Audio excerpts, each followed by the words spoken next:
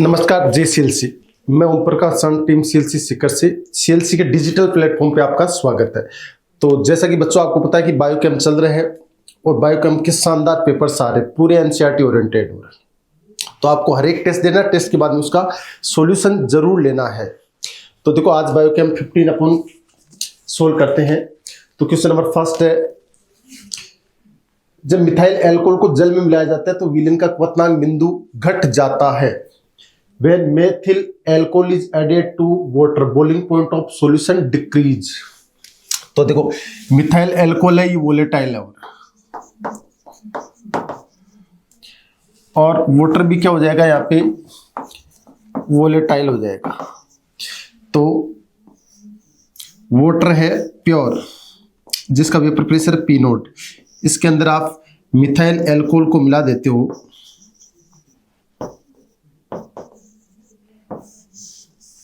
तो अब वेपर क्या होगी, दो कंपोनेंट होगी और है ना। इसके अंदर एक तो हो गया मिथाइल एल्कोहल और एक हो गया वाटर होगा। टेम्परेचर आप इंक्रीज करोगे तो वेपर ज्यादा बनेगी और वेपर ज्यादा बनेगी तो वेपर प्रेशर भी ज्यादा होगा। वेपर प्रेशर ज्यादा होगा तो बॉइलिंग पॉइंट क्या हो जाएगा, यानी क्वथनांक बिंदु क्या हो जाएगा, घट जाएगा। तो ये एकदम सही है। दूसरा, when a non volatile solute is added to volatile solvent, अगर यहाँ पे मैं नॉन वोलेटाइल सोल्यूट मिल देता हूँ, नॉन वोलेटाइल सोल्यूट अगर मिक्स कर देता हूँ तो काफी सरफेस कौन ऑक्यूपाई कर लेगा, नॉन वोलेटाइल सोल्यूट ऑक्यूपाई कर लेगा। तो ऊपर वेपर कम बनेगी और वेपर कम बनेगी तो वेपर प्रेशर कम होगा और वेपर प्रेशर कम होगा तो बॉइलिंग पॉइंट क्या होगा, ज्यादा होगा, क्योंकि बॉइलिंग पॉइंट और वेपर प्रेशर एक दूसरे की क्या होते हैं, इनवर्सली प्रोपोर्शनल होते हैं। तो elevation boiling point is observe, तो दूसरा एकदम सही है, लेकिन रीजन है असर्शन की सही एक्सप्लेनेशन नहीं कर रहा है। तो फर्स्ट ऑप्शन सही है। नेक्स्ट क्वेश्चन की तरफ चलते हैं। 47, azeotropic are binary mixture having the same composition in liquid and vapour phase boil at constant temperature. यानी कि सिंपल सी एजियोट्रोपिक की डेफिनेशन है कि ऐसे मिक्सर जिसका लिक्विड फेज और वेपर फेज के अंदर कंपोजिशन सेम रहता है और सेम टेम्परेचर पे क्या होते हैं, बॉयल होते हैं। सेकेंड है नाइट्रिक एसिड और वाटर। एसिड और वाटर है वो क्या करते हैं, मैक्सिमम बॉइलिंग एजियोट्रॉप्स शो करते हैं। मैक्सिमम बॉइलिंग एजियोट्रॉप्स, और मैक्सिमम बॉइलिंग एजियोट्रॉप्स क्या होता है, नेगेटिव डेविएशन। नेगेटिव डेविएशन है तो ये मैक्सिमम बॉइलिंग एजियोट्रॉप शो करेगा। तो दूसरा क्या हो गया, गलत। तो फर्स्ट सही है, दूसरा गलत है। फर्स्ट सही, दूसरा गलत, थर्ड ऑप्शन। और next question 48, 72.5 gram of phenol is dissolve in 1 kilogram of solvent KF आपको दे रखा है which lead to dimerization order. यानी कि फिनोल का क्या हो गया, डायमराइजेशन हो गया।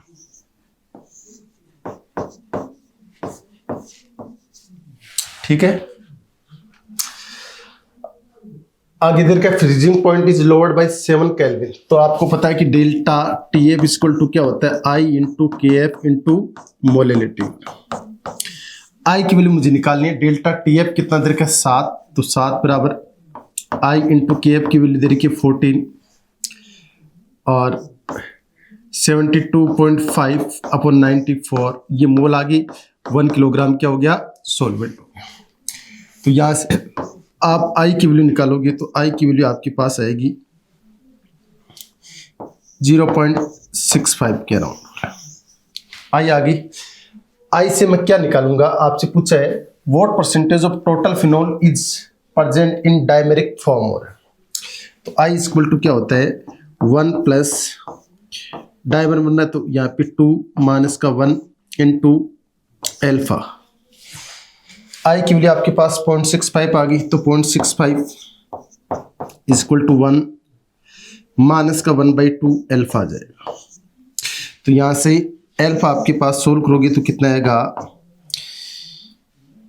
0.70 आ जाएगा, यानी कि 70%। ये तो डिग्री ऑफ एसोसिएशन है आपके पास, है ना। अल्फा 0.70, यानी कि अल्फा कितना आएगा, लगभग 70%। लेकिन क्वेश्चन में क्या पूछा है, और क्वेश्चन में आपसे ये पूछा है कि what percentage of total phenol is present in dimeric form. तो डायमेरिक फॉर्म में कितना प्रेजेंट होगा, 1 0 1 माइनस का अल्फा, तो अल्फा बाई 2 हो रहा है।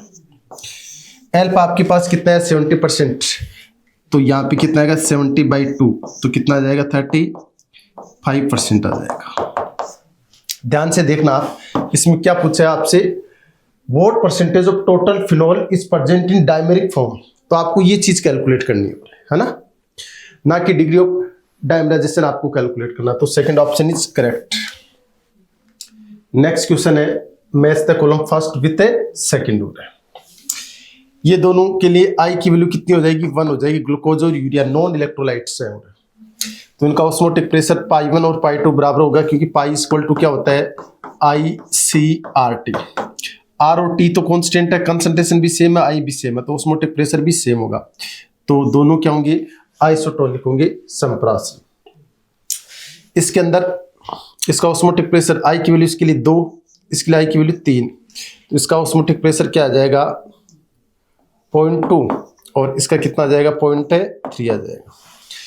तो π1 है वो हाइपोटोनिक है विथ रिस्पेक्ट टू क्या हो जाएगा π2। π1 is hypotonic with respect to π2, यानी कि इसमें क्या आ जाएगा R आ जाएगा।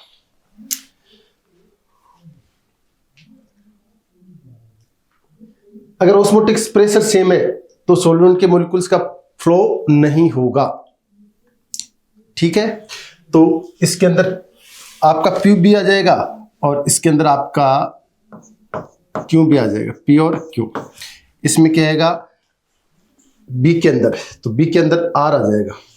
C के अंदर देखो I दोनों का सेम है, कंसंट्रेशन भी सेम है, तो ऑस्मोटिक प्रेशर भी क्या होगा, दोनों का सेम होगा, तो π1 बराबर π2 हो रहा है। इसका मतलब इसके अंदर भी क्या आ जाएगा, एक तो P आ जाएगा, एक no net migration of solvent across the membranes, एक Q आ जाएगा। इसके अंदर देखो इसका π1 जो आएगा वो कितना आएगा 0.2 और π2 कितना है 0.1। तो π1 ऑस्मोटिक प्रेशर ज्यादा है, इसका ऑस्मोटिक प्रेशर कम है, ज्यादा तो उसको क्या बोलोगे हाइपोटोनिक टू π2, तो π1 इज हाइपोटोनिक टू π2, इसमें आ जाएगा S। तो A में PQ और C में भी क्या आ जाएगा PQ, A में PQ, C में भी PQ, D में S और B में R। Third option is correct होगा। नेक्स्ट क्वेश्चन की तरफ मूव करते हैं।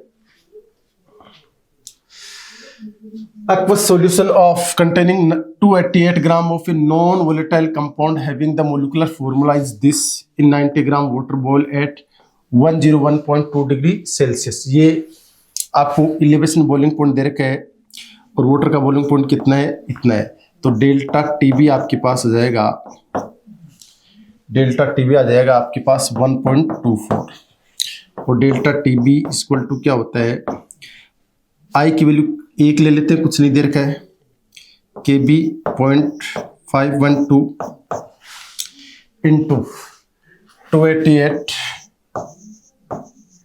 अपॉन इसका मोलिकुलर वेट मुझे निकालना है M, और 90 ग्राम क्या है वाटर है, तो 90 इंटू 1000। तो इसका मोलिकुलर मास जो आएगा, इसकी वैल्यू यहाँ पे पुट करने के बाद में मोलिकुलर मास आएगा 1315 ग्राम के आसपास। ये इसका मोलिकुलर मास आएगा। अब आपको कंपाउंड दे रखा क्या, CxH2xOX, तो कार्बन का एटॉमिक मास कितना होता है 12x प्लस 2x हाइड्रोजन का 1 प्लस 16x इक्वल टू आ जाएगा लगभग 1315 के आसपास। तो ये कितना आ जाएगा 30x equal to 1315, x equal to कितना आएगा 1315 अपॉन 30, तो ये लगभग 44 के आसपास आ जाएगा। x की वैल्यू कितनी है 44 हो गया। फर्स्ट ऑप्शन इज करेक्ट हो रहा है। 51 नंबर क्वेश्चन क्या है, match the column first with column second. Protective collared हमेशा क्या होता है लायोफिलिक होते हैं। लायोफिलिक क्या होते हैं, स्टेबल भी होते हैं और लायोफोबिक के लिए प्रोटेक्टिव लेयर की तरह काम करते हैं। लिक्विड लिक्विड कोलिड्स को आप क्या बोलते हैं, इमल्सन बोलते हो। पॉजिटिव चार्ज कोलिड्स, पॉजिटिव चार्ज क्या है, FeCl3 के साथ आप हॉट वाटर ऐड करोगे तो ये कौन सा हो जाएगा आपका पॉजिटिव चार्ज कोलिड्स हो जाएगा। और नेगेटिव चार्ज कोलिड FeCl3 को आप बेस के साथ रिएक्शन कराओगे तो ये नेगेटिव चार्ज सोल हो जाएगा। तो A में Q, B में R और C में हो जाएगा S और D में क्या हो जाएगा, P हो जाएगा। Next question number 52, when a solution containing a non-volatile solute is diluted with water, यानी कि इसको वाटर के साथ आप डाइल्यूट कर देते हो, यानी कि वाटर की अमाउंट बढ़ा रहे हो आप, डाइल्यूशन का मतलब वाटर बढ़ा रहे हो। जब आप डाइल्यूट करते जाओगे तो वाटर की अमाउंट क्या होती जाएगी, बढ़ती जाएगी। डाइल्यूशन का मतलब वाटर आप इसके अंदर क्या करते जा रहे हो, ऐड करते जा रहे हो। नॉन वोलेटाइल सॉल्यूट तो फिक्स है, वाटर ऐड करते जा रहे हो तो वेपर प्रेशर क्या होगा, बढ़ेगा। और वेपर प्रेशर बढ़ेगा तो बॉइलिंग पॉइंट क्या होगा, घटेगा। फ्रीजिंग पॉइंट क्या होगा, बढ़ेगा। ऑस्मोटिक प्रेशर देखो पाई इक्वल टू क्या होगा, पाई इक्वल टू होगा CRT और C बराबर क्या होता है, मोल अपॉन वॉल्यूम। जैसे जैसे डाइल्यूट करते जाओगे तो वॉल्यूम बढ़ता जाएगा, कंसंट्रेशन कम होती जाएगी, ऑस्मोटिक प्रेशर कम होगा। तो चारों स्टेटमेंट सही है, third option is correct. Next question number 53, from the following statements हो रहा है। देखो the object molecular mass of acetic acid in benzene, acetic acid को आप बेंजीन के अंदर डिजोल्व कर लोगे तो ये क्या बना लेगा, डाइमर बना लेगा।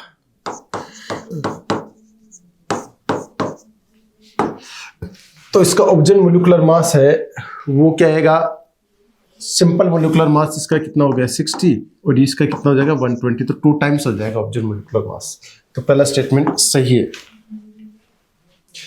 दूसरा, the extent to which a substance associate और dissociate in a solution is describe by van't Hoff factor I, यानी कि एसोसिएशन हो रहा है कि डिसोसिएशन हो रहा है वो किस से डिस्क्राइब होता है, वॉन ऑफ फैक्टर I से होता है।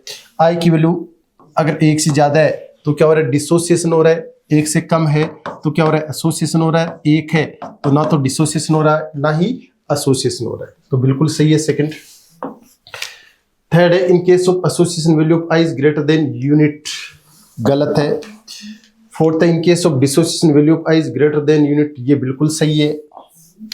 फोर्थ है, when mercuric iodide to potassium iodide के एक्वस सॉल्यूशन में इसको डिसोल्व किया है तो HgI2 प्लस 2Ki तो क्या हो जाएगा, K2HgI4 हो जाएगा। तो इसके अंदर नंबर ऑफ मोल्स कितने, 3 से कितना हो गया, 1 हो गया। नंबर ऑफ मोल्स क्या हो रहे हैं, डिक्रीज हो रहे हैं। तो कोलिगेटिव प्रॉपर्टी डिक्रीज होगी, फ्रीजिंग पॉइंट इंक्रीज होगा, लेकिन वो लेस देन 0 डिग्री सेल्सियस होगा। ये क्या है, ग्रेटर देन 0 डिग्री सेल्सियस हो रहा है, इसलिए ये क्या हो गया, गलत हो गया।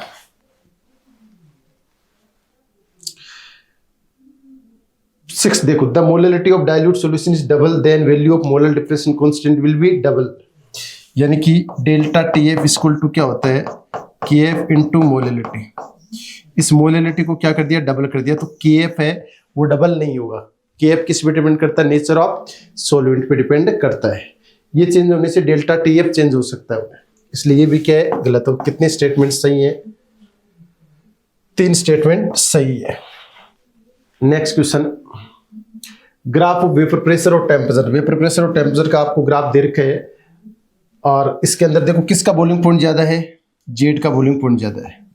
तो बॉइलिंग पॉइंट का जो ऑर्डर है वो क्या होगा, Z फिर Y फिर X। वेपर प्रेशर का उल्टा हो जाएगा, X Y और Z। इंटरमोलिकुलर फोर्स और वेपर प्रेशर एक दूसरे के इनवर्सली प्रोपोर्शनल होते हैं, यानी कि वेपर प्रेशर ज्यादा है इसका मतलब इंटरमोलिकुलर फोर्स क्या है, कम है, तो Z Y और X हो जाएगा। अब देखो आप, पहला statement, X has higher intermolecular interaction compare to Y। X का हाइयर इंटरमोलिकुलर नहीं है, Y का हाइयर है, किससे, X से, तो पहला क्या हो गया, गलत हो गया। दूसरा है, X has lower intermolecular interaction compare to Y। X has lower intermolecular compare to Y, दूसरा क्या हो गया, सही हो गया। तीसरा Z has lower intermolecular interaction compare to Y, Z का वाई से क्या है, कम है, ये भी गलत है, जेड का ज्यादा है इंटरेक्शन किससे, वाई से, तो ओनली बी यानी फोर्थ ऑप्शन इज करेक्ट। हाँ, तो क्वेश्चन नंबर 55 की और मूव करते हैं। Consider 0.1 m solution of a two solute x and y। Solute x है यूनिवेलेंट इलेक्ट्रोलाइट यानी AB, और AB के लिए आई की वैल्यू 1 से ज्यादा होगी, ठीक है ना। और y क्या है, सोल्यूट y डायमराइज हो रहा है इस सॉल्यूशन के अंदर, तो I की वैल्यू क्या हो जाएगी, 1/2 हो जाएगी। और I बढ़ता है तो कोलिगेटिव प्रॉपर्टी बढ़ती है, बॉइलिंग पॉइंट ऑफ सॉल्यूशन बढ़ता है, फ्रीजिंग पॉइंट कम होता है। तो देखो the boiling point of solution x will be higher than of y, क्योंकि x के लिए I की वैल्यू ज्यादा है किससे, y से, तो बॉइलिंग पॉइंट x का ज्यादा होगा किससे, y से। The osmotic pressure of solution of y will be lower than that of solution x। Osmotic pressure of solution y का ऑस्मोटिक प्रेशर कम होगा, x का ज्यादा होगा, क्योंकि x के लिए I की वैल्यू ज्यादा होगी, क्योंकि osmotic pressure pi equal to क्या होता है, ICRT। सेकंड भी सही है। थर्ड है the freezing point of solution of x will be lower than that of y। x का फ्रीजिंग पॉइंट क्या होगा, कम होगा, y का ज्यादा होगा, क्योंकि डेल्टा TF जो होगा वो x का ज्यादा होगा, डेल्टा TF किससे, y से। तो फ्रीजिंग पॉइंट हमेशा उल्टा होता है, तो the freezing point of solution x will be lower than that of y, ये भी बिल्कुल सही है। The relative lowering vapour pressure of both the solution will be same. Relative lowering vapour pressure delta P upon P not equal to क्या हो जाएगा, I दोनों का अलग अलग है, तो रिलेटिव लॉवरिंग वेपर प्रेशर भी क्या होगा, अलग अलग होगा। सही कोड का चुनाव करना है, तो फर्स्ट, सेकंड और third, first option is correct.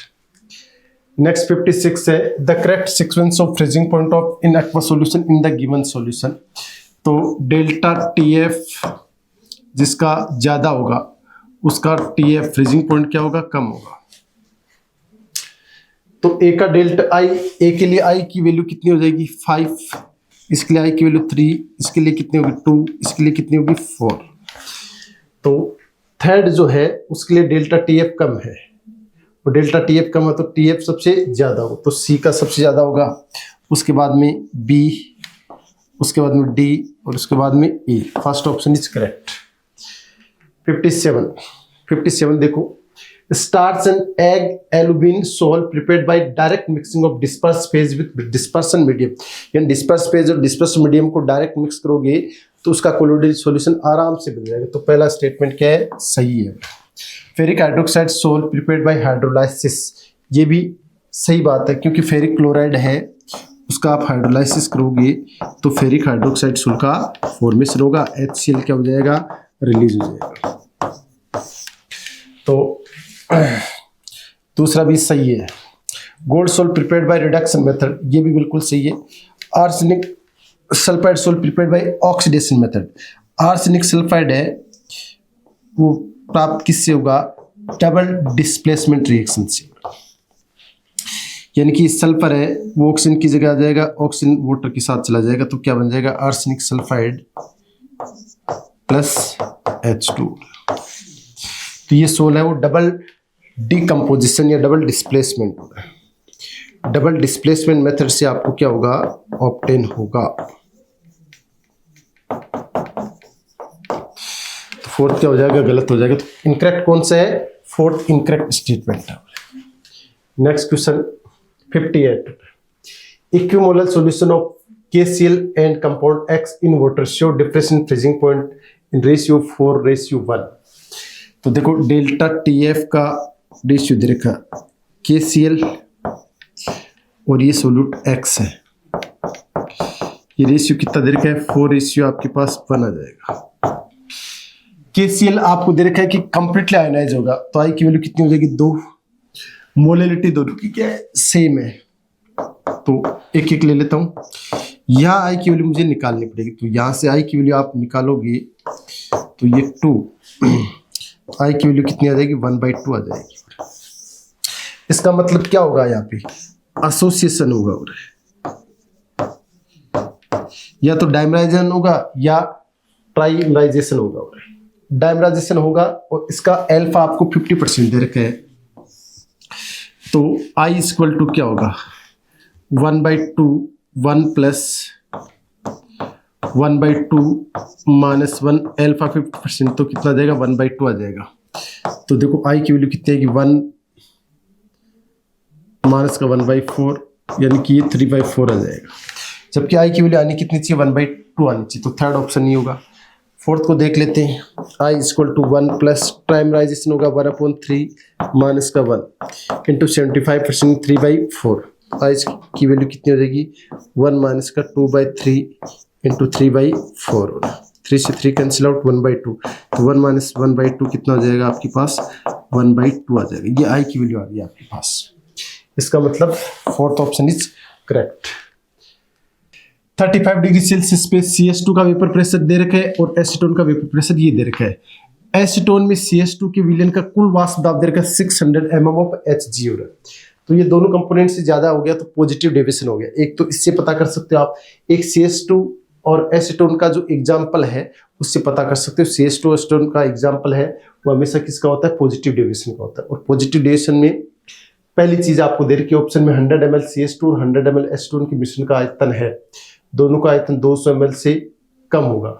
ये क्या हो गया गड़बड़ हो गया है ना, ये क्या होगा ज्यादा, क्योंकि नॉन आइडियल सॉल्यूशन हो गया, पॉजिटिव डेविएशन होता है, डेल्टा वी मिक्सिंग क्या हो गया ज्यादा हो गया, तो फर्स्ट ऑप्शन क्या हो गया गलत हो गया। दूसरे CS2 तथा एसीटोन के बीच आकर्षण उनके अकेले स्वयं के बीच के आकर्षण बल से कम होगा, ये भी बात सही है कि CS2 और एसीटोन के बीच जो आकर्षण बल है यानी कि FAA FAB और FAA यानी सोल्यूट सोल्यूट और FBB सोलवेंट सोलवेंट, अकेले स्वयं के आकर्षण बल से क्या होगा कम होगा, बिल्कुल सही बात है। ये किसके अंदर होता है पॉजिटिव डेविएशन में होता है। 35 डिग्री सेल्सियस विलयन बनाने के लिए उसमें अवशोषित होगी, पॉजिटिव डेविएशन है तो डेल्टा H मिक्सिंग क्या होगा ग्रेटर देन 0 होगा। तीसरे है तंत्र द्वारा राउंड की नींव की पालना नहीं हो रही, ये भी सही है, तो केवल BCD सही आंसर है। नेक्स्ट क्वेश्चन की तरफ मूव करते हैं। क्वेश्चन नंबर 60 क्या है, आपको W/W दे रखा है सब सॉल्यूशंस का, और है तो एक चीज तो इसमें फिक्स होगी कि सोल्यूट का जो मास है, सोल्यूट का मास है वो तो क्या होगा सब में 1 ग्राम होगा और सोलवेंट का मास कितना होगा 100 ग्राम होगा। पूछा क्या है डिफरेंस इन फ्रीजिंग पॉइंट, तो डेल्टा TF इक्वल टू, एक तो आपको आई को कंसीडर करना है, एक KF सबके लिए सेम होगा into molality WA/MA into WB into 1000, ये चीज तो क्या होगी सेम होगी, तो डेल्टा TF है वो डिपेंड करेगा I इंटू MA पर, ठीक है ना। तो फर्स्ट की बात करते हैं अपन, फर्स्ट के लिए देखो डेल्टा TF आपके पास कितना आ जाएगा, I की वैल्यू कितनी है आपके पास 1/60 हो रहा है, तो आएगा आपके पास 0.016 हो रहा है। सेकंड के लिए अपन चेक करते हैं, I की वैल्यू कितनी है, NaCl के लिए 2 होती है, नीचे 58.5, तो इसकी वैल्यू कितनी आएगी आपके पास 0.034। और थर्ड के लिए अपन चेक करते हैं, I की वैल्यू 3 और नीचे ये 142 मास आ जाएगा आपके पास, तो 0.021 आ जाएगा। डेल्टा TF सेकंड का सबसे ज्यादा है तो B का सबसे ज्यादा होगा डिफरेंस इन फ्रीजिंग पॉइंट, फिर C का और सबसे कम A का, तो third option is correct. Next question की तरफ मूव करते हैं। तो नेक्स्ट क्वेश्चन में क्या है, कौन सा स्टेटमेंट फॉल्स है, decreasing order of osmotic pressure of 0.01 m, यानी कि कंसंट्रेशन सबकी दे रखी है, बेरियम क्लोराइड है, पोटेशियम क्लोराइड है, एसिटिक एसिड है और सुक्रोज है। तो बेरियम क्लोराइड के लिए I की वैल्यू कितनी होगी 3, इसके लिए I की वैल्यू कितनी होगी 2, इसके लिए I की वैल्यू क्या होगी 2 और 1 के बीच में होगी, तो 1.5 ले लेते हैं, और इसके लिए I की वैल्यू कितनी होगी 1, कंसंट्रेशन सबकी सेम है तो पहले में ऑस्मोटिक प्रेशर का ऑर्डर बिल्कुल सही है। According to Raoult's law the vapour pressure exerted by a volatile component of a solution is directly proportional to mole fraction, यानी कि वेपर प्रेशर है वो मोल फ्रैक्शन की क्या होता है डायरेक्टली प्रोपोर्शनल होता है, तो ये भी सही है।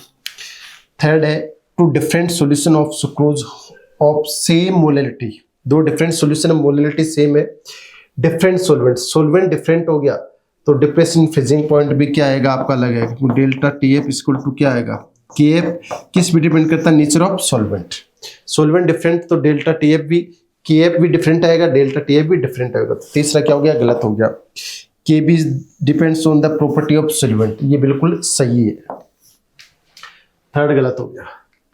62 देखो आप, स्टेटमेंट आपको इनकरेक्ट पूछा है, a mixture of benzene and toluene ideal solution, बिल्कुल सही बात है। For ideal solution delta H mixing zero है, आइडियल सॉल्यूशन के लिए क्या होता है, डेल्टा एच मिक्सिंग जीरो होता है, डेल्टा वी मिक्सिंग क्या होगा, जीरो होगा, डेल्टा एस मिक्सिंग क्या होगा, पॉजिटिव होगा,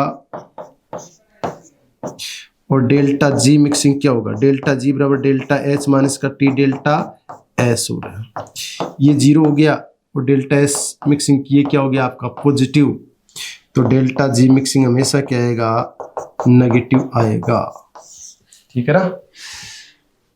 तो दूसरा भी बिल्कुल सही है, a mixture of acetone plus chloroform, ये नेगेटिव डिविजन शो करती है, ये भी सही है।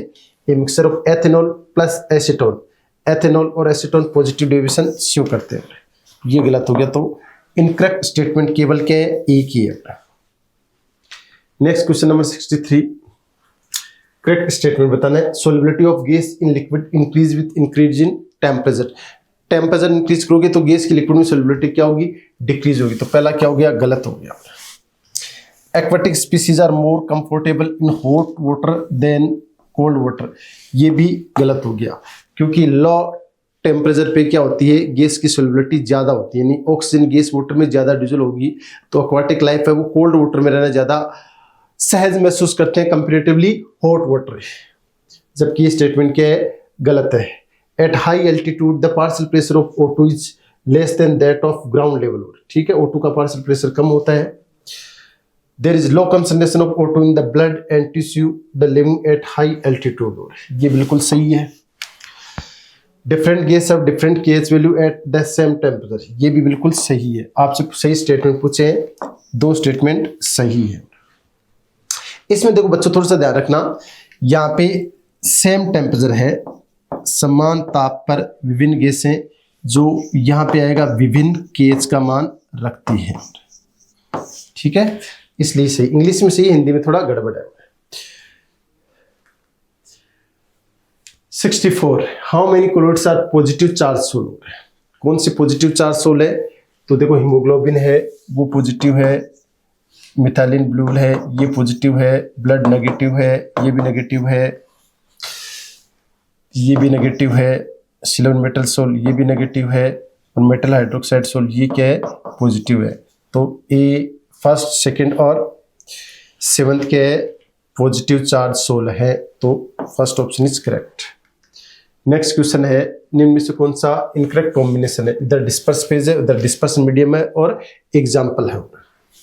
सॉलिड को लिक्विड में आप मिक्स करते हो तो कोलोइडल गोल्ड बनता है, ये बिल्कुल सही है।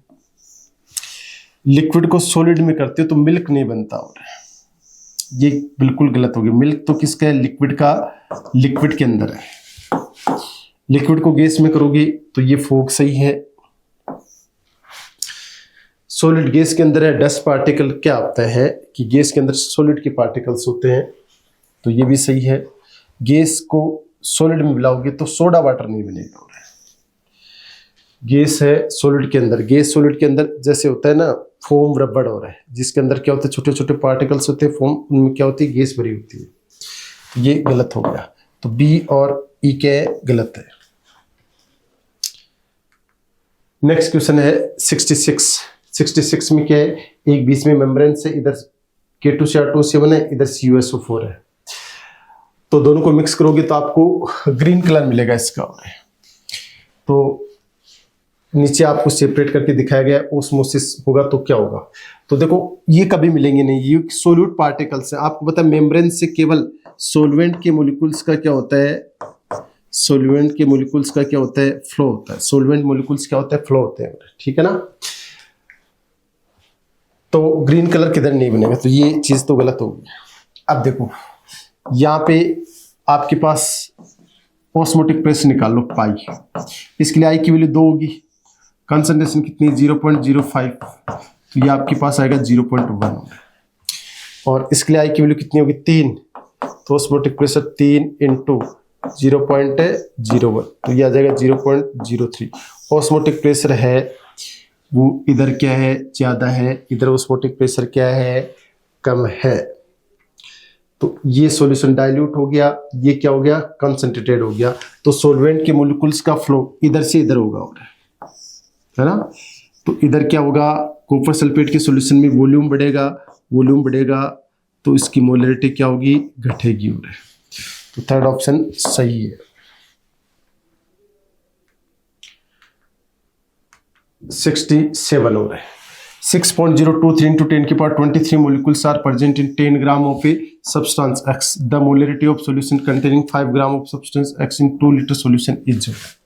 तो देखो इस चीज से आपके पास क्या आएगा, सब्सटेंस X है उसका मोलर मास, तो मोल बराबर क्या होता है मास कितना 10 अपॉन इसका molecular mass capital M, particles कितने 6.02 into 10 की पावर 22 और नीचे 6.02 into 10 की पावर 23, तो ये 1/10 आ गया, तो m इक्वल टू कितना आ गया आपके पास 100 आ गया, मोलिकुलर मास आ जाएगा सब्सटेंस X का कितना 100 हो रहा है। तो 2 लीटर सॉल्यूशन के अंदर 5 ग्राम X है, तो उस सॉल्यूशन की आपको मोलरिटी निकालनी है, तो मोलरिटी इक्वल टू मोल कितना आ जाएगा आपके 5/100, वॉल्यूम कितना है 2 लीटर है, तो ये 2.5 आ जाएगा अपॉन 100, तो ये 0.025 m हो जाएगा, यानी कि सेकंड ऑप्शन इज करेक्ट। हाँ तो बच्चों क्वेश्चन नंबर 68 देखते हैं अपन। इंसुलिन है, ये इसका फॉर्मूला दे रखा dissolve in a medium show osmotic pressure दे रखा ग्राम पर सेंटीमीटर क्यूब में, concentration at 300 kelvin temperature, the slope of plot pi against concentration is 4.1 into 10 की पावर माइनस का 3, मोलिकुलर मास कैलकुलेट करना है, तो पाई इक्वल टू क्या होता है CRT हो रहा है, C यहाँ पे क्या है कंसंट्रेशन, तो C को आप क्या लिखोगे mass upon molecular mass into volume into RT। अब वॉल्यूम है वो किस में लेना आपको सेंटीमीटर क्यूब में, तो 1000 से आपको मल्टीप्लाई करना पड़ेगा, और ठीक है। तो ग्राफ प्लॉट किया है मास अपॉन वॉल्यूम किस में सेंटीमीटर क्यूब के अंदर, तो स्लोप क्या आ जाएगा आपके पास, स्लोप आ जाएगा 1000 RT upon m equal to आ जाएगा आपके पास 4.1 into 10 की पावर माइनस का 3, तो m इक्वल टू क्या आ जाएगा आपके पास 1000, r की वैल्यू 1/12 है, इंटू टेम्परेचर आपको दे रखा है कितना 300 केल्विन अपॉन 4.1 into 10 की पावर माइनस का 3, तो ये आपके पास आ जाएगा लगभग 6 into 10 की पावर 6 होगा, third option is correct. Next question, the freezing point of 0.08 molar aqua solution of sodium hydrogen sulphate, ये आपको फ्रीजिंग पॉइंट दे रखा है सॉल्यूशन का, तो आपको पता है डेल्टा TF इक्वल टू क्या होता है T नोड F माइनस का TF। वाटर का फ्रीजिंग पॉइंट क्या होता है 0, तो डेल्टा TF आपके पास क्या आ जाएगा माइनस का TF, और माइनस माइनस क्या हो गया प्लस, तो 0.372 डिग्री सेल्सियस इक्वल टू क्या होता है I into KB into KF into molarity. I निकालना है, KF की वैल्यू वाटर के लिए 1.86 होती है, मोलरिटी 0.08, तो यहाँ से सोल्व करोगे तो I की वैल्यू कितनी आएगी 0.372 अपॉन 0.08 इंटू 1.86, तो 2.5 आ जाएगी, तो third option is correct. Next question number 70, the relative lowering vapor pressure of a solution containing 1 mole K2SO4 in 54 gram H2, तो इसके अंदर मोल कितने हो गए H2 की 3 मोल हो गए, सोल्यूट का मोल कितना है 1, तो relative lowering vapour pressure delta P upon P not equal to INA upon INA plus NB। I की वैल्यू कितनी है K2SO4 है, तो इसके लिए अल्फा 100%, तो I इक्वल टू क्या हो जाएगा 1 + 3 माइनस का 1 इंटू अल्फा 100 अपॉन 100, तो I की वैल्यू किसके बराबर हो जाएगी N के बराबर हो जाएगी, और N इक्वल टू 3 आ गया आपके पास। तो 3 इंटू 1 और 3 इंटू 1 प्लस 3, तो इसको सोल्व करोगे तो कितना आ जाएगा 1/2। तो फोर्थ ऑप्शन इज करेक्ट हो रहा है।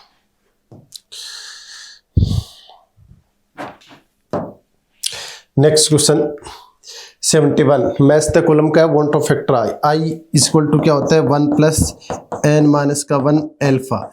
एल्फा कुछ नहीं दे रखा तो आप 100% ले सकते हैं, वैसे स्ट्रॉन्ग इलेक्ट्रोलाइट के लिए एल्फा 100% होता है। तो देखो ये 100 है तो आई बराबर क्या हो जाएगा n हो जाएगा।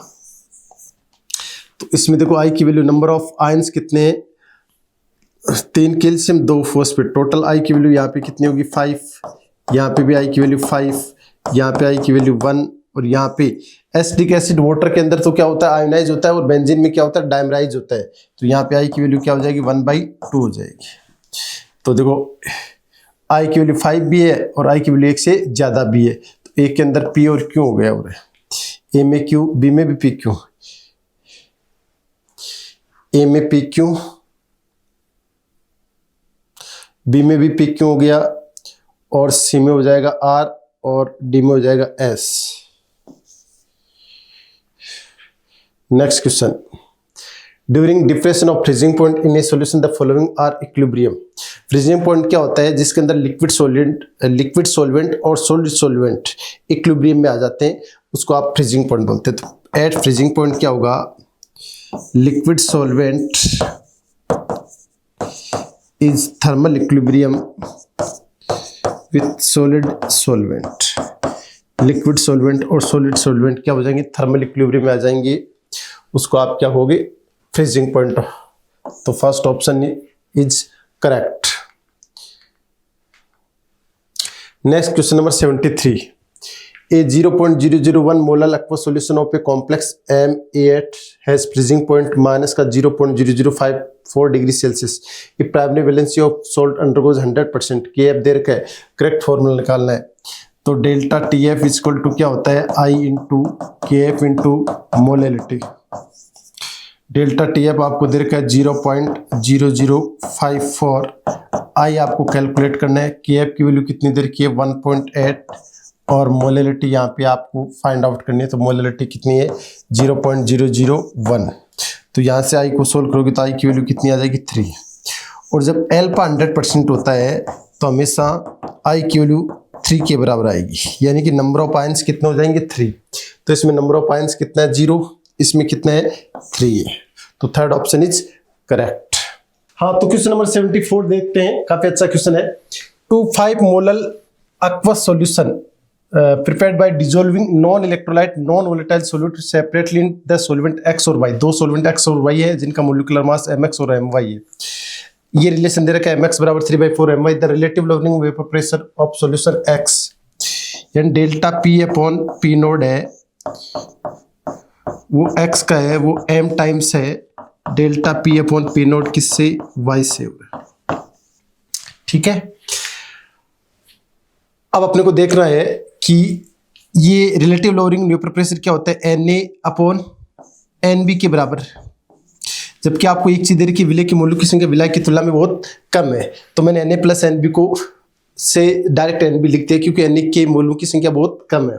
नीचे Na प्लस Nb आता है, ये X का हो जाएगा, और ये Na अपॉन Nb किसका हो जाएगा Y का, रिलेटिव इन लोअरिंग वेपर प्रेशर।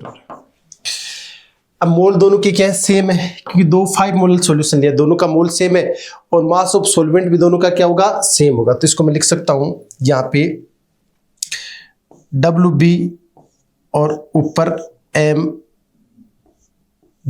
किसका X का, और इसको WB और MB किसका Y का हो रहा है।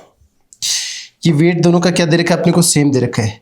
तो मैं लिख सकता हूं कि mx equal to m times होगा, m तो मल्टीप्लाई में चल ही रहा है ना, हो रहा है m टाइम्स होगा किसका my का हो रहा है। mx आपको दे रखा है 3/4 my equal to m times होगा किसका my का। तो my से my कैंसिल आउट हो गया, तो m की वैल्यू कितनी आ गई 3/4 आ जाएगी। नेक्स्ट क्वेश्चन नंबर 75 हो रहा है। 75 में पूछा है कि हाईएस्ट फ्रीजिंग पॉइंट किसका होगा।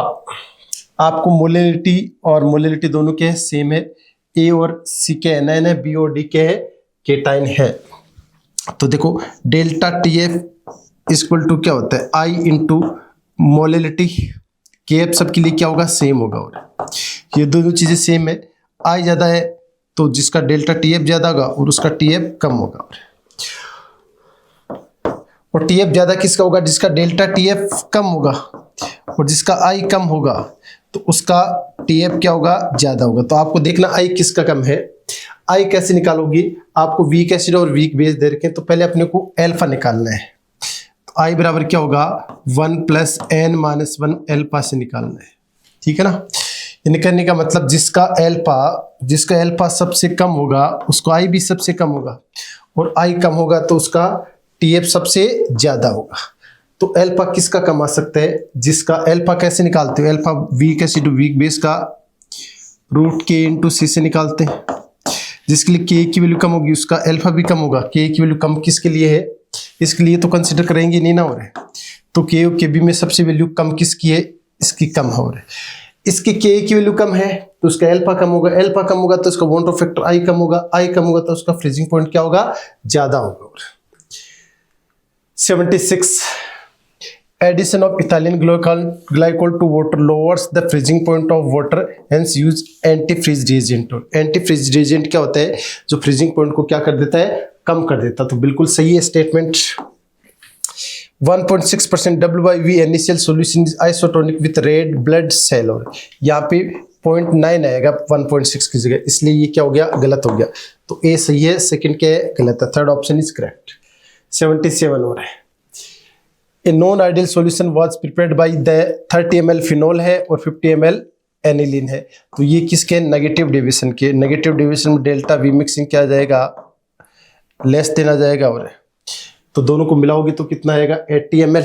तो ये 80 ml से क्या हो जाएगा, कम आ जाएगा, नेगेटिव डेविएशन है। और अनादर्स विलेन की तो बात कर ही रहे हैं, तो यहाँ पे बच्चों आप अनादर्स विलेन कर लेना, ठीक है ना। अगला क्वेश्चन 78 हो रहा है। A unripe mango flesh in a concentrated salt solution to prepare pickle shrink because, यानी कि अचार बनाने के लिए कच्चे आम को नमक के सांद्र विलीन में रखने पर ये सिकुड़ जाती है, क्योंकि वाटर क्या होता है, रिलीज हो जाता है। तो प्राशन के कारण जल का क्या हो जाता है, निष्कासन हो जाता है, इसलिए वो क्या हो जाएगी, श्रिंक हो जाएगी। 79 the degree of ionization of weak electrolyte AXBY is related to 1 to factor i. I बराबर क्या होता है, 1 + n-1 अल्फा, और AXBY टाइप का सोल्ट है, तो ये XA + Y + YB माइनस का X। n की वैल्यू आपके पास क्या आएगी, X + Y आ जाएगी। तो यहाँ पे n की वैल्यू पुट कर दो, तो आपके पास अल्फा कितना आएगा, I - 1 अपॉन n की जगह क्या पुट करोगे, x + y - 1 इक्वल टू क्या जाएगा, अल्फा आ जाएगा। In third option is correct.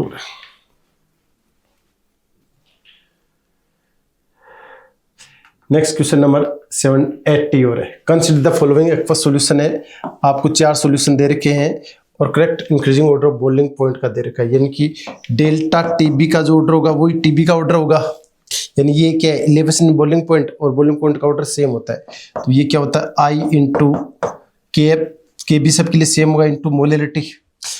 अब आपको मोलिलिटी निकालनी पड़ेगी, तो फर्स्ट के अंदर आप कैसे निकालोगे, delta T b equal to i की वैल्यू ग्लूकोज है तो कितनी हो जाएगी, 1 इंटू 2.2 अपॉन नीचे क्या जाएगा, ग्लूकोज का कितना होता है 180 इंटू 150 इंटू 1000। डाइल्यूट सॉल्यूशन के लिए मोलिलिटी और मोलिलिटी क्या होती है, सेम होती है। सेकंड के लिए आप निकालोगे डेल्टा टीबी, तो delta TB equal to i की वैल्यू कितनी है, कैल्शियम क्लोराइड है, कैल्शियम क्लोराइड CaCl2 इसके बाद में 1.9 मोलर मास इसका कैल्शियम क्लोराइड का कितना होगा 111 इंटू वॉल्यूम कितना दे रखा है 250 इंटू 1000। यहाँ से इसका आपके पास क्या आ जाएगा, डेल्टा टीबी आ जाएगा। ऐसे थर्ड का निकाल लो आप, थर्ड का लिए डेल्टा टीबी क्या आएगा, आई की वैल्यू 1 इंटू 9 अपॉन यूरिया का मोलर मास 60 इंटू 500 इंटू 1000। ये थर्ड के लिए आ जाएगा। फोर्थ के लिए डेल्टा टीबी क्या आएगा आपके पास, आई की वैल्यू कितनी है, एल्युमिनियम सल्फेट है Al2SO4 का होल थ्राइस, तो कितनी है 5, तो 5 इंटू 22.5 अपॉन 342 इंटू 750 इंटू 1000। इससे इन चारों से आप अगर वैल्यू कैलकुलेट करोगे तो कौन सा ऑप्शन आ जाएगा, फर्स्ट ऑप्शन इज करेक्ट हो रहा है। हाँ, क्वेश्चन नंबर 81 के कॉलम द मैथ्स का क्वेश्चन है, और इसके अंदर खास बात क्या है कि सोल्यूट का 0.1 मोल दे रखा है और इसका दे रखा है 10 मोल वाटर का दे रखा है, आगे यूज होगा अपने। तो इसका पहले आई निकाल लेते हैं अपन, क्योंकि आई तो सब निकालना पड़ेगा। फर्स्ट का आई कितना आएगा 1 प्लस 3 माइनस का 1, 4 माइनस का 1, तो 3 इंटू 0.8, तो ये आ जाएगा 3.4। तो पी में तो आ गया फर्स्ट और, यानी कि पी में आ गया आपका फर्स्ट। इस क्यों के लिए देखते हैं, इसके लिए अपन आई देखेंगे, तो आई बराबर कितना आएगा, आई बराबर आ जाएगा अल्फा 0.9, तो 1 प्लस 3 माइनस का 1 2 इंटू 0.9 1.8, यानी ये आएगा 2.8। इसके लिए आई नेक्स्ट चेक करते हैं, तो 1 प्लस 3 इंटू 0.9 2.7, तो 3.7, और इसके लिए आई बराबर 1 प्लस 4 इंटू 0.7 हो गया 3.8। ये 3.8 आ गया, ये 3.7 आ गया, ये 2.8, ये 3.4।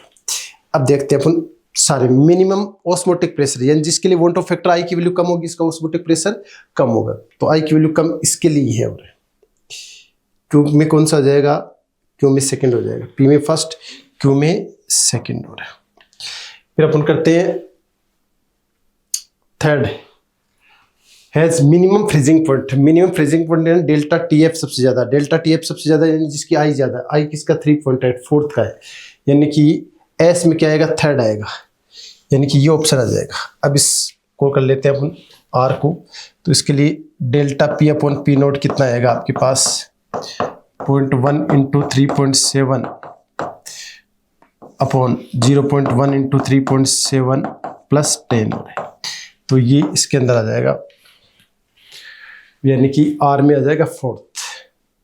तो सेकंड ऑप्शन क्या है इसके अंदर, सही है। नेक्स्ट क्वेश्चन की तरफ मूव करते हैं।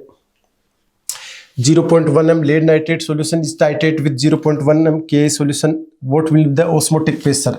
तो osmotic pressure आपको एट इक्विवेलेंस पॉइंट कैलकुलेट करना, तो पाई इक्वल टू क्या हो जाएगा ICRT हो रहा है। आर और टी की वैल्यू पता है, आई की वैल्यू निकालेंगे, कंसंट्रेशन देखनी है तो आपको रिएक्शन करवानी पड़ेगी इक्विवेलेंस पॉइंट पर। तो लेड नाइट्रेट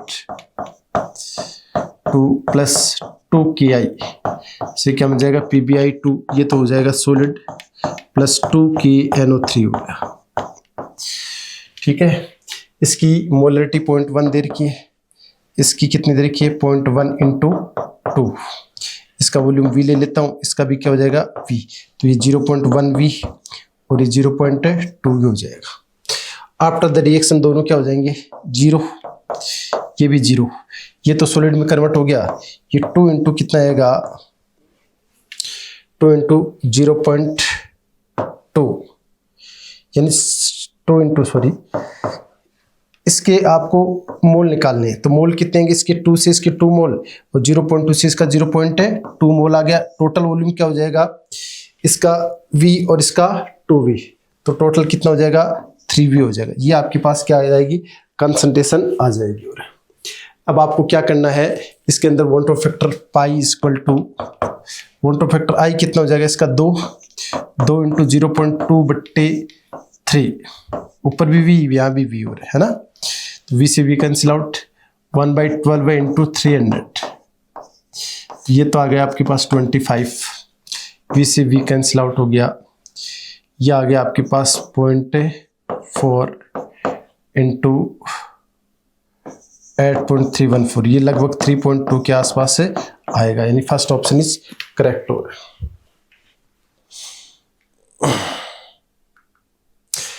अगला क्वेश्चन क्या है, द क्रायोस्कोपिक कांस्टेंट दे रखा है आपके पास 3.6, 1 gram of hydrocarbon in 100 gram of acetic acid, freeze at 16.14 instead of the usual 60.60, तो डेल्टा TF इक्वल टू क्या आ जाएगा, I F into K F into molality. तो डेल्टा टी एफ आपके पास इन दोनों का डिफरेंस निकाल लो। तो इनका डिफरेंस आएगा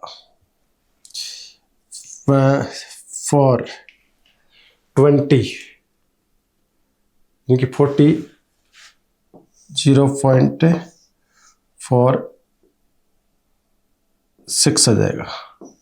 हाँ, तो आगे डेल्टा टी एफ 0.46 हो गया हाइड्रोकार्बन। तो 1 के एफ की वैल्यू कितनी, 3.6 into molality. 1 gram of hydrocarbon 1 upon उसका molecular weight 90 gram water into कितना आ जाएगा, 1000 आ जाएगा। यहाँ से आप मोलिकुलर वेट निकालोगे तो ये 78 ग्राम के आसपास आएगा। किसका, हाइड्रोकार्बन का। इंपेरिकल फॉर्मूला आप निकालो या डायरेक्ट भी कर सकते हो। 78 किसका आ रहा है, फर्स्ट का आ रहा है। बाकी इसमें हाइड्रोकार्बन कार्बन कितना है, 92.3% हाइड्रोकार्बन क्या होगा, CXHY हो रहा है। इसका मोलर मास आ रहा है, कार्बन कितना 92% है। तो कार्बन 92% है तो हाइड्रोजन निकाल सकते हो। रहे हाइड्रोजन कितना हो जाएगा आपके पास, 7.7। तो इससे आप इंपेरिकल फॉर्मूला निकालोगे तो इंपेरिकल फॉर्मूला कितना आएगा आपके पास, CH आ जाएगा, जिसका मोलर मास कितना हो जाएगा 13, और N की वैल्यू आपके पास आ जाएगी और 78/13, तो ये 6 आ जाएगा। N की वैल्यू 6 आ जाएगी, H की वैल्यू भी क्या हो जाएगी, 6 हो जाएगी। तो first option is correct.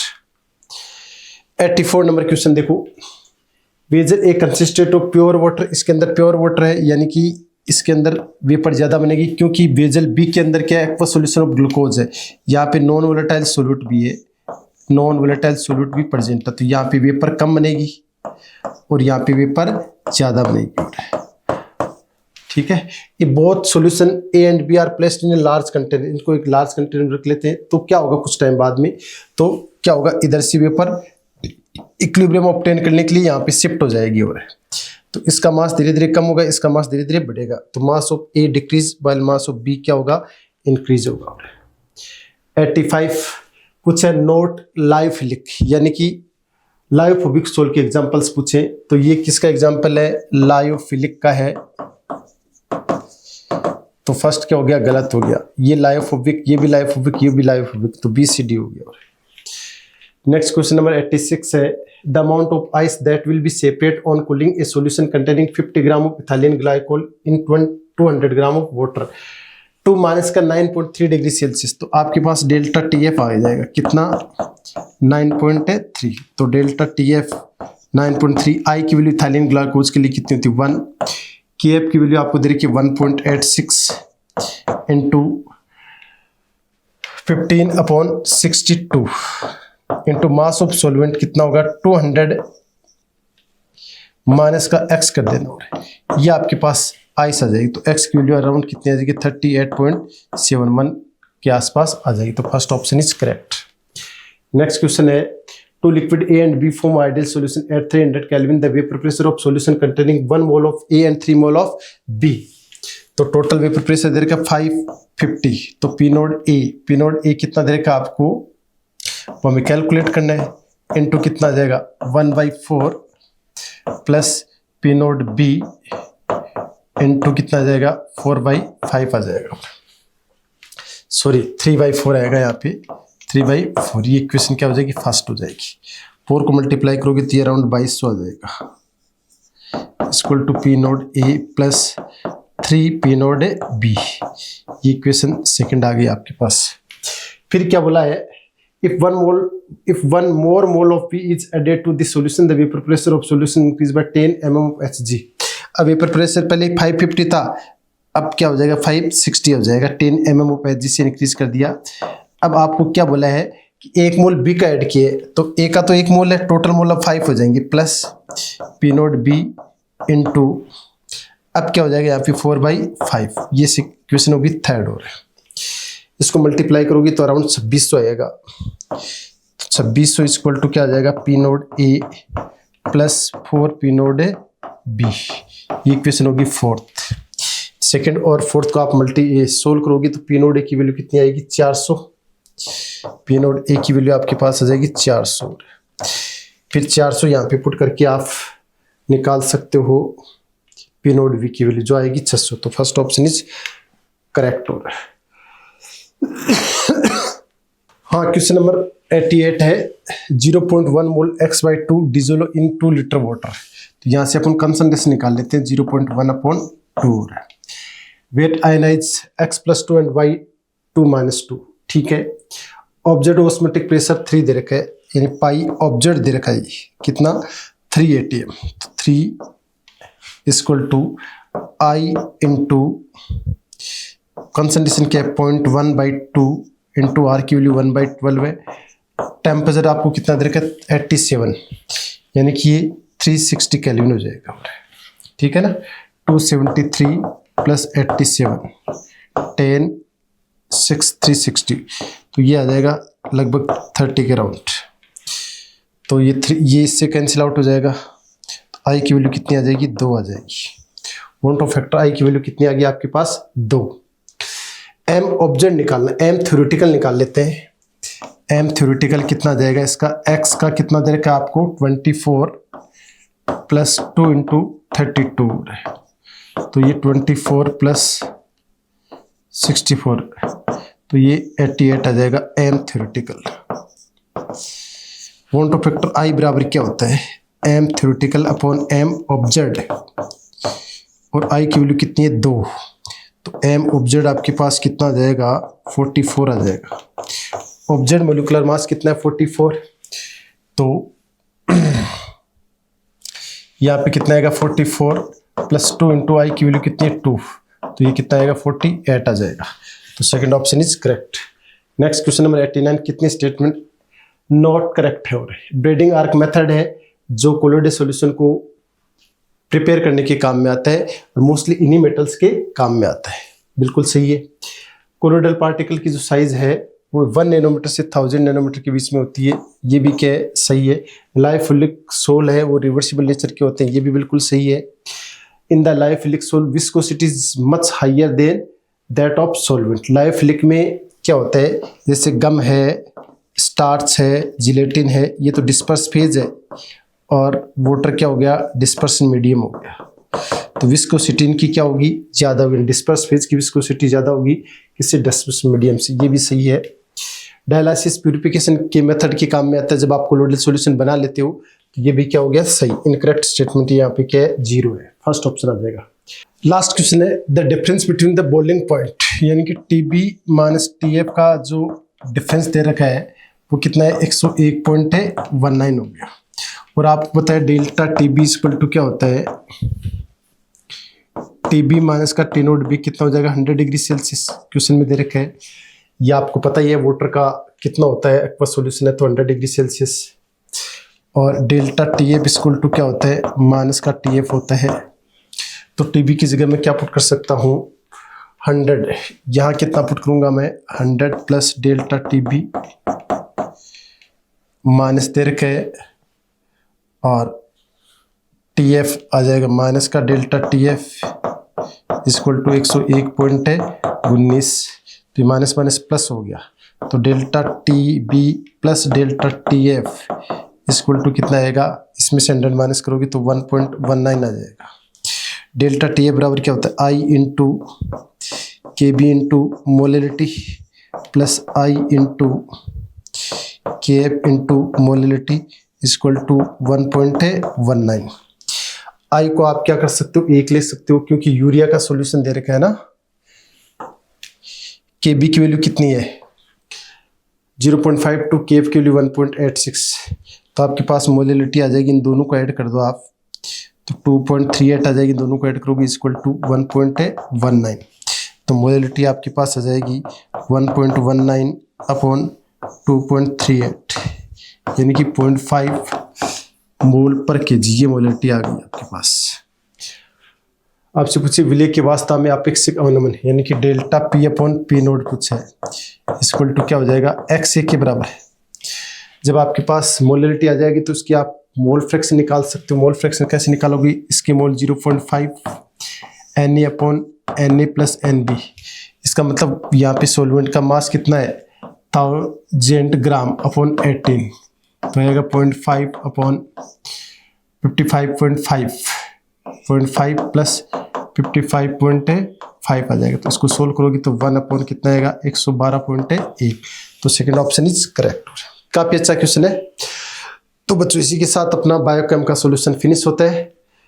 No doubt आपका पेपर अच्छा हुआ होगा। पेपर को आप आराम से सोल्व करो और आराम से सॉल्यूशन देखो। ठीक है, thank you so much. JCLC।